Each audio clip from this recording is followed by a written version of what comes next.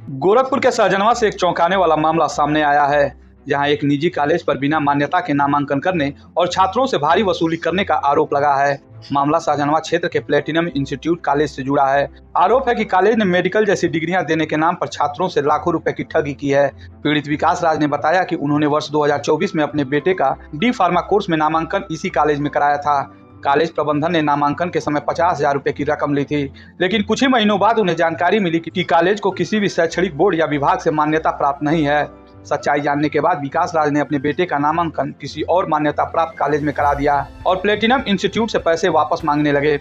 उन्होंने कई बार कॉलेज जाकर बातचीत की, लेकिन हर बार उन्हें टाल दिया गया। गुरुवार को दोपहर बाद जब वे एक बार फिर कॉलेज पहुंचे तो वहां हालात अचानक से बिगड़ गए।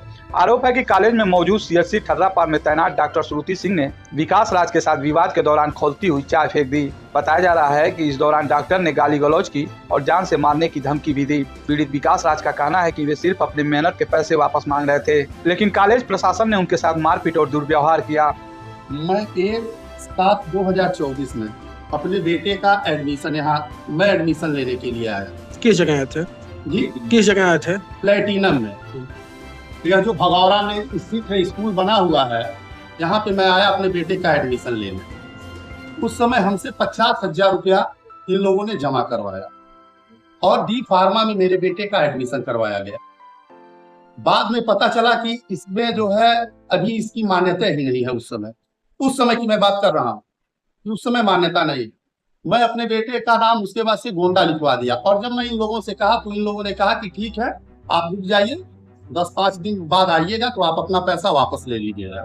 फिर उसके बाद से मैं आया और ये हम लोग 2-4 बार, हम तो 5 बार हम लोग दौड़ाते रहे। अकाउंटेंट साहब आएंगे, मैडम के पिताजी आएंगे, तब आपका वापस होगा। हमने कहा कोई बात नहीं।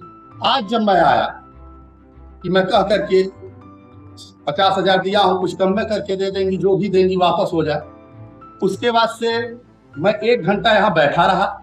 जो आपको सोफा दिखाई दे रहा है, हमने लगातार प्रिंसिपल साहब को बुलवाने के लिए कहा। प्रिंसिपल साहब कहे कि दीपावली के बाद आइए। हमने कहा 2 मिनट सर मुलाकात करनी है, मैं आ जा रहा हूँ। मैं गया वहाँ पे।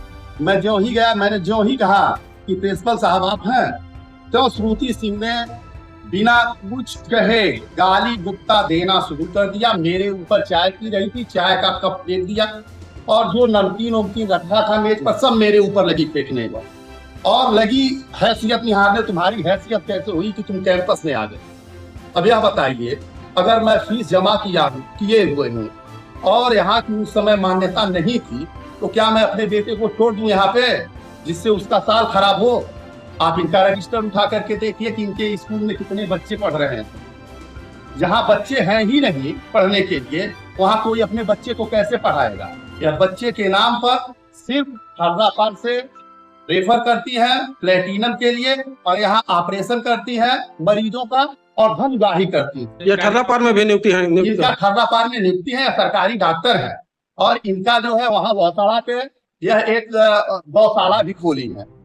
अब यह फर्म के नाम से खोली है कि किस नाम से खोली है, यह अपने नंबर 2 के पैसे को बचाने के लिए सारी क्रियाकलाप यह करती रहती है। इसकी शिकायत आप स्थानीय प्रशासन से किए हैं? मैं तो अभी जब उसके बाद से इनसे बात हुई तो उन्होंने 100 नंबर पे फोन किया। 100 नंबर पे फोन किया तो हमने कहा कि अब लोग आ जाए तभी मैं यहाँ से जाऊँ। क्या नाम है आपका? मेरा नाम विकास राज है। वहीं इस पूरे प्रकरण में दूसरा पक्ष भी सामने आया। डॉक्टर श्रुति सिंह ने भी पुलिस में तहरीर दी है।